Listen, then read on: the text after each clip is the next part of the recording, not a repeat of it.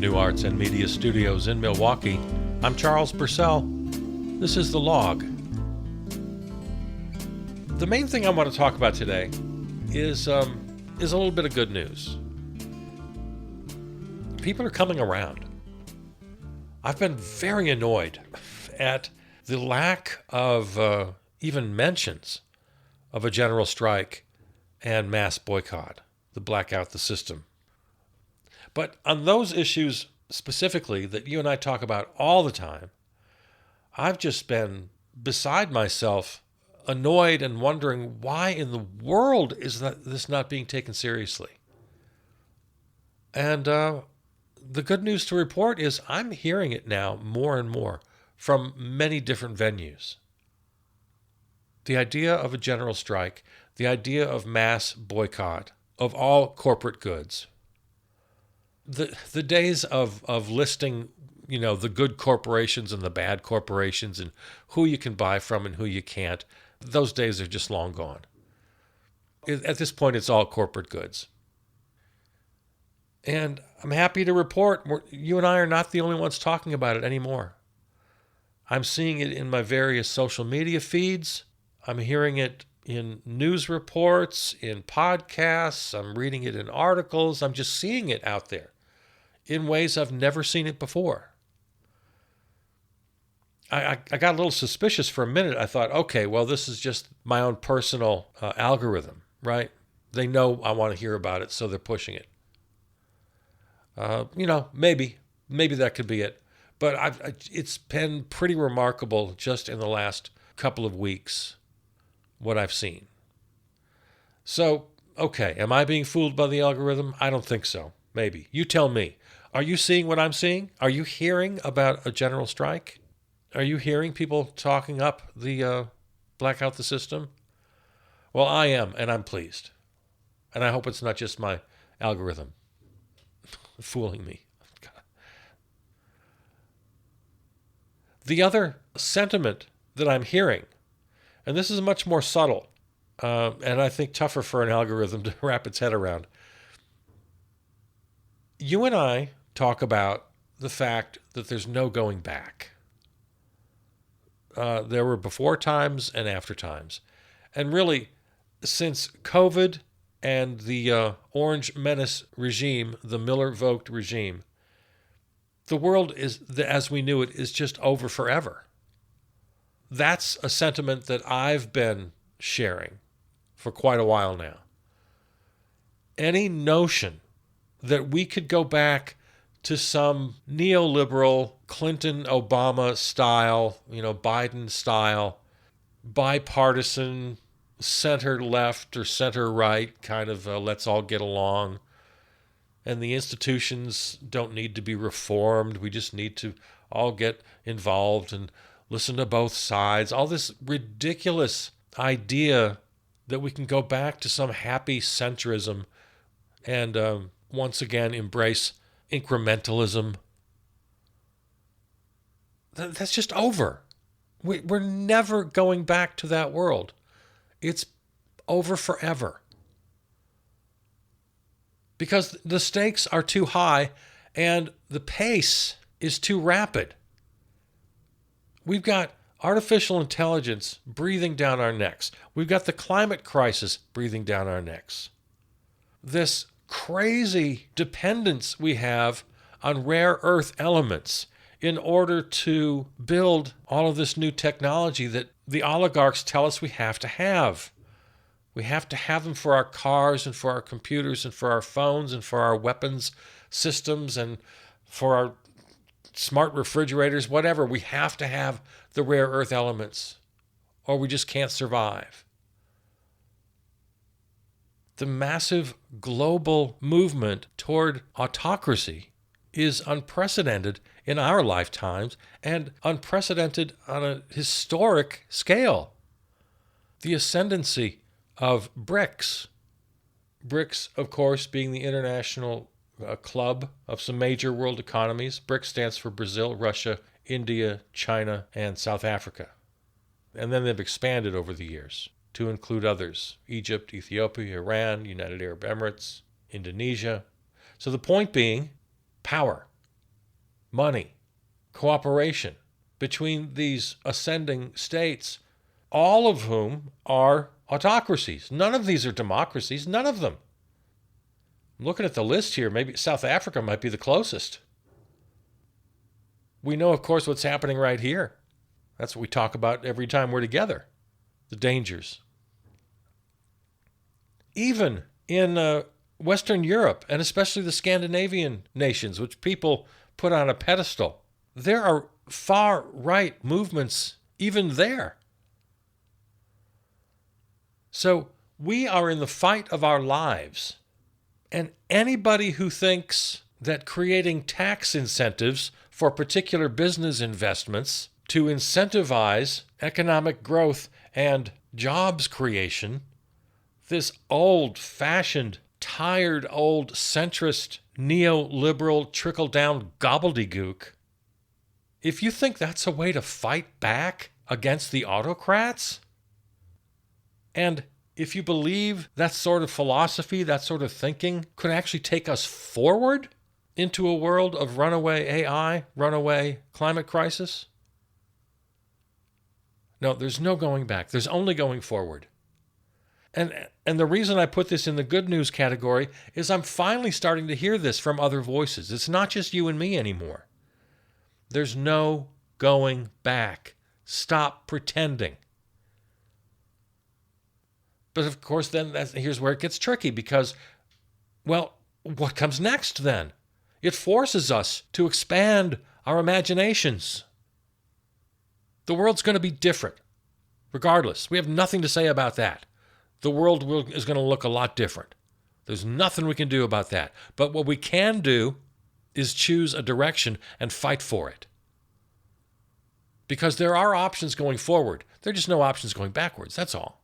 You've got to take that option off the table. And that's why I'm heartened by the fact that I'm hearing people express that view exactly. There's no going back, only forward. So we have to choose which direction we go forward. Well, of course, then there's the question. How? What do we do? Well, I hope you and I agree that even though authoritarianism, anti-democracy is on the rise, I hope you and I agree that we don't want that. I would hope we agree on that much. And I think we do. And I have faith. I have faith in people. Sure, there may be some people just psychologically predisposed to authoritarianism. That's what the social researchers tell us. That's what the psychologists tell us. Some people want to be told what to do. They want a strong man. They're afraid of disorder, and they want daddy to tell us what to do. Yeah, there are people psychologically predisposed to that thinking. For those of us with properly functioning minds and brains, we can't let that thinking take over the world. So we better get down to business and talk about and work for a future where little things like human rights and personal autonomy still have some meaning. So I ask you, think about it. What should the world look like? What world do you want? I'm not asking, these aren't silly philosophical kind of hypothetical heady questions. No, I'm asking you to be very practical in your thinking right now. How is the future world different from today's world? Be specific. Think about it. What do you want in that world that we don't have now? I have lots of ideas, but I want you to think about that question. What in our current world would you like to lose in the future world? What would you like to get rid of? It's going to take a fight. It's going to take sacrifice. So my question to you today is, what are you willing to give up? Not a hypothetical question, not a rhetorical question, not a philosophical question. I'm asking you, look at your life right now. What do you have? What do you have materially? What do you have in your life emotionally, psychologically? What works, what doesn't? Maybe you have some privilege. Now, up until now, I haven't given any examples because I'm really hoping That's intentional. I want you to come up with the examples in your mind as we speak here. You hear my ideas all the time. You can probably guess what they are. But I'm asking you, what are you willing to give up? What are you willing to sacrifice in order to fight for a better future? Because in this large, complicated scenario, this is not among the variables. You know, there are variables and constants. The fact that we'll have to sacrifice and fight is given. That fact is on the table, and it's not going anywhere. We can't go backward, only forward, and it's going to take a fight. And it's going to take some sacrifice. And I'm asking you right now, what are you willing to sacrifice? What are you willing to give up in the fight? What are you willing to do? We need larger imaginations right now. Imagine there's no countries. Imagine no possessions. You may say I'm a dreamer, but I'm not the only one. So I'm going to leave the really big ideas, and you know what they are. No money, no profit, small d democracy, power distributed laterally. You know all of my goals for us. I'm not going to talk about those today. So I'm going to leave you with your homework, with your thought experiment. A very practical one. I want you to ask yourself, what do you want the future to look like? What do you want to lose from this world? What do you want to gain in the new world? And what are you willing to do to get there? And a lack of imagination is a damn poor excuse for all of us just to become peasants in a world of strong men. But let's leave that there for the moment. That's your homework assignment. I want you to think about that. Right now, I want to get back to something very mundane here. I want to talk about actual nuts and bolts politics. Because as much as I rail against politics, and I keep telling you they can't save us, it's up to us, they're still part of the puzzle. There's no getting around that. And I accept it. I remember Stacey Abrams once put it really well in an interview I heard of her. And she's not the only one to say it. I just happen to think of this particular interview where she said, you know, it takes all of us whenever she's criticized for being, you know, she's criticized from both sides for being either too radical or too practical. And she pointed out that activists have a job, citizens, regular folks with regular jobs have opportunities and responsibilities in the political arena. The people who handcuff themselves to bulldozers to stop the destruction of a forest, the people who march in the streets, everybody has their own responsibility. And that includes then the people in the halls of Congress. They have their responsibilities, and they're not the same. Yeah, it's nice if they come out and join us for a protest, but they've got jobs to do inside the halls of power. So they have responsibilities. It's a team effort, and to use a kind of a dopey sports analogy, you know, we got quarterbacks, and we got a center, and we have tight ends and left guards, and we got defensive backs and linebackers, and everybody has a different job on the team. Well, the same thing goes for politics. So I just kind of went around the long way of defending myself because I'm going to talk about politics for a while, just straight old-fashioned politics. It's become abundantly clear that the Democratic Party, meaning both office holders and their base, their voters, everybody needs to get together and embrace the Bernie wing of the party. Bernie Sanders will go down in history as one of the most important non-presidents in our nation. He's going to be right there with Ben Franklin. Bernie Sanders, if we succeed, will be the face of a new America.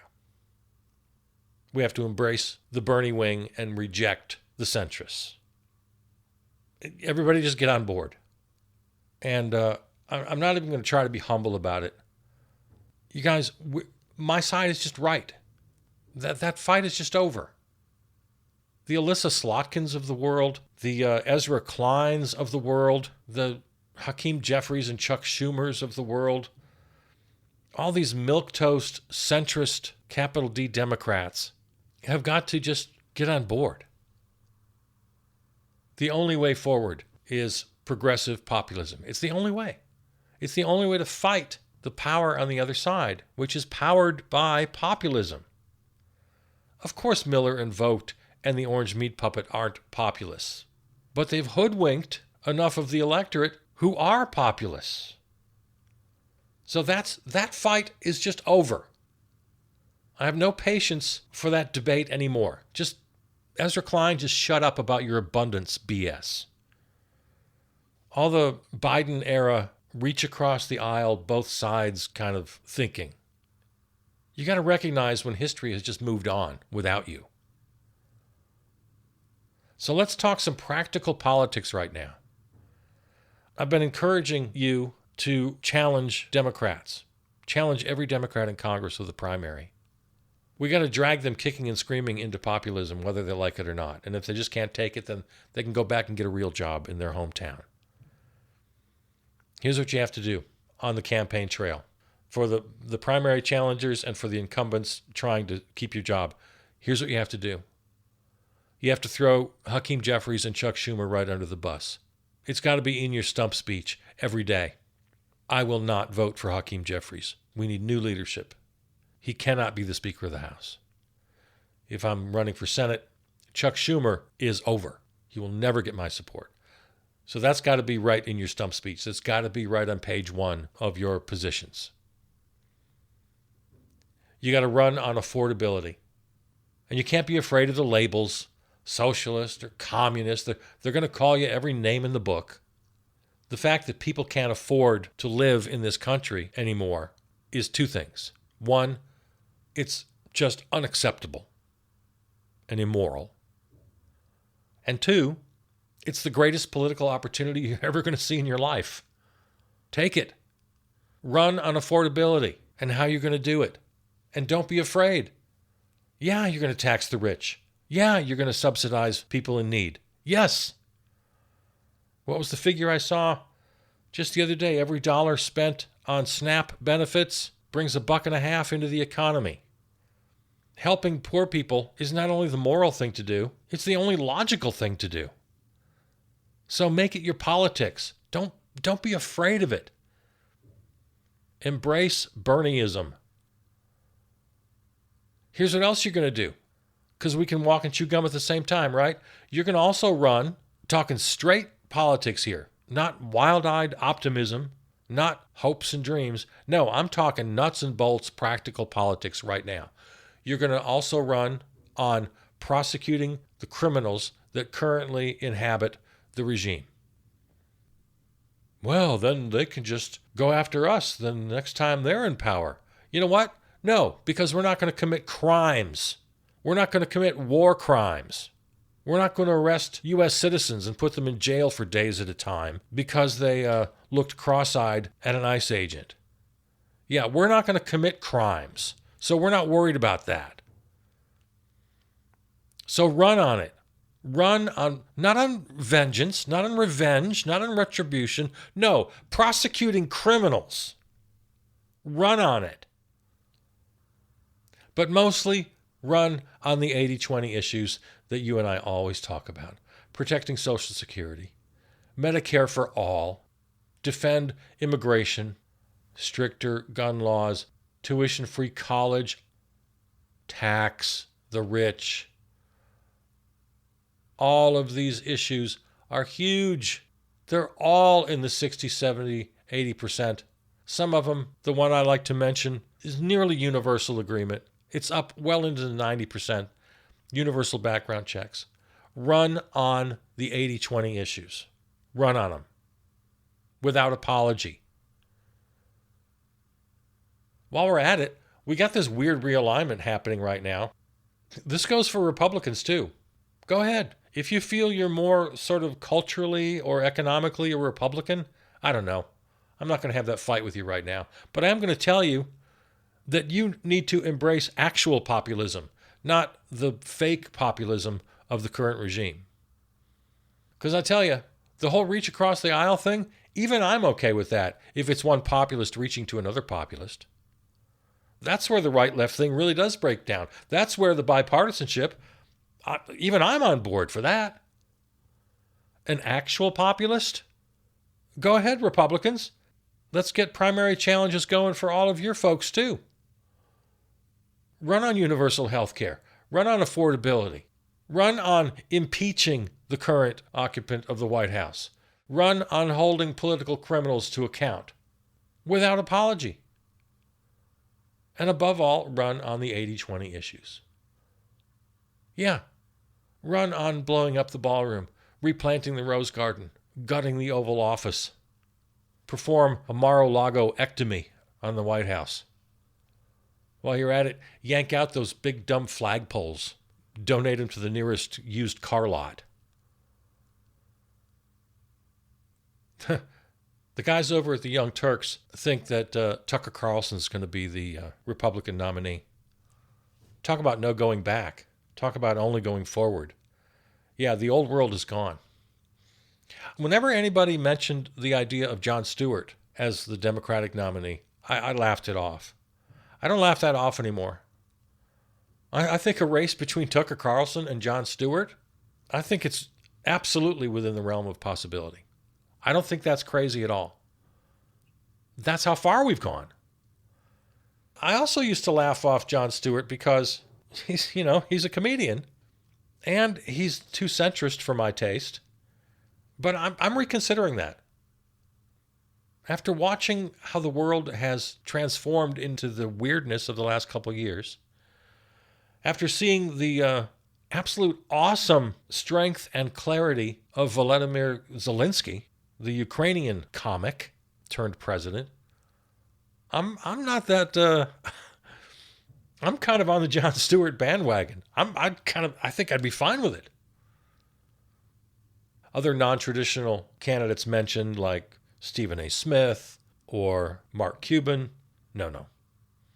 Those are just blowhards, and they're radical centrist know-it-alls. They don't hold a candle to Jon Stewart. If you only know Jon, well, it's pretty easy to know Jon Stewart because he's so visible.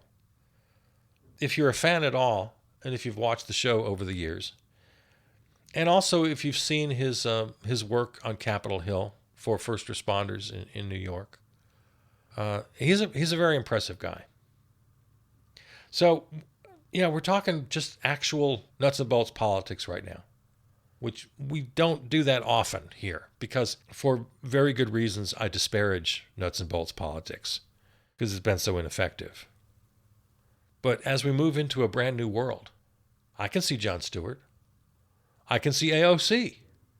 If you roll your eyes at Alexandria Ocasio-Cortez, you don't know what the hell you're talking about.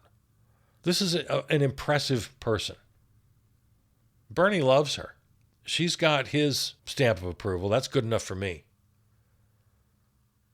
All the big contenders, Gavin Newsom and J.B. Pritzker and a couple of other governors, Wes Moore, none of them have the progressive populist cred. None of them. Back in the bad old days when I was trying to convince you to vote for Joe Biden over the orange meat puppet, I said, I was honest with you. I said he was my least favorite candidate of the entire Democratic field, which had about 16 candidates in the primaries. He was my very bottom choice. But when it came down to the general between Biden and the orange guy, I said, you have to. And the one thing I liked about Joe, he seemed pretty malleable. He seemed like we could push him around a little bit. And we did. There was some pretty good legislation came out of that administration. And it never would have happened without Bernie pushing it. Without going back into history here, you remember Bernie and Joe were the last two standing. And when it came down to the end, Bernie got in a room with Joe and made some demands. Bernie pushed Joe into his populist initiatives. As far as it went. I mean, But yeah, we have Bernie to thank for anything good that came out of that administration. So I guess the reason I bring that up, I don't know. Could Josh Shapiro see the writing on the wall and become a populist? I have very serious doubts that any one of these people Could Gretchen Whitmer suddenly become a populist? I don't know. If it comes down to that, if one of them gets the nomination, then we're just going to have to force them. We're just going to have to, through sheer will, we're going to have to force them to at least pretend they're populists. Because that's the thing about politicians. You and I say it all the time. They only do things they're forced to do by we, the people. So I have very little faith in the major candidates on the Democratic side. That's the only hope I would have, is that we could push them. But I'm not going to pretend anymore or be embarrassed at the idea of somebody like Jon Stewart or AOC. I would take either one of them in a heartbeat right now. In fact, I think they should announce. I think they should announce right now for 2028. Get some juice happening here. Get the conversation going. And all the people who are going to yell and scream about communism and socialism, and fine, let's get it all out in the open. Let's get the fight happening loudly in the media. Yeah, I think AOC should announce tomorrow. And let's just get this thing going. Because there's no going back. AOC would be a formidable 2028 presidential candidate, Bernie Sanders told us in a recent interview. Yeah, he likes her. And maybe you're not convinced yet. Maybe you're one of the people who's going to have to be dragged kicking and screaming into populism. But at the risk of sounding not very humble here, we've been right about everything. Just save yourself some time and heartache and just listen to us, please.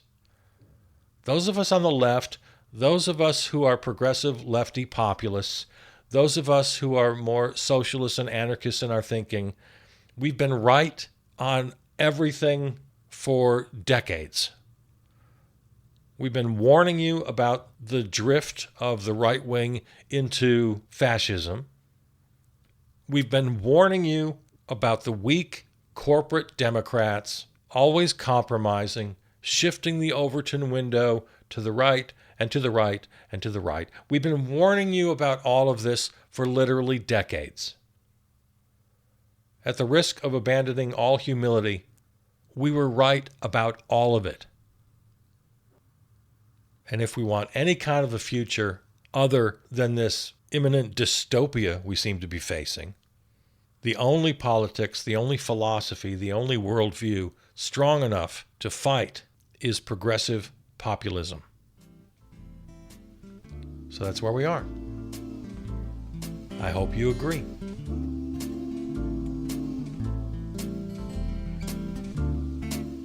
This episode and all episodes can be found at the website charlespurcell.com or on your favorite podcast platform. Follow us on Blue Sky and Substack. Thanks to our home radio station, River West Radio in Milwaukee. Peter Donalds wrote and performed our theme song. All right. I love you. I'll see you out there.